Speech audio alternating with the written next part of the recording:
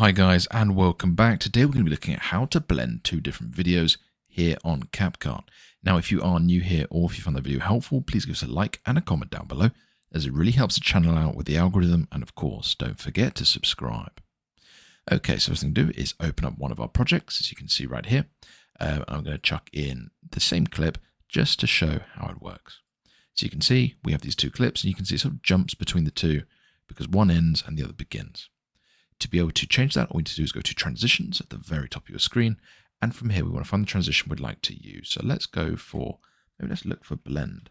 Let's see if there's anything like that we can use. So we actually have mix. I quite like the look of that. All we want to do is drag and drop. We want to put it right between these two files. Okay. All we need to do now is click OK. And now, as you can see, when I press play, it will automatically blend those two videos. Of course, I can change this just by removing. I can add in something else instead. Very simple, very easy to do. I hope that was helpful. Thanks for watching. Don't forget to like and subscribe.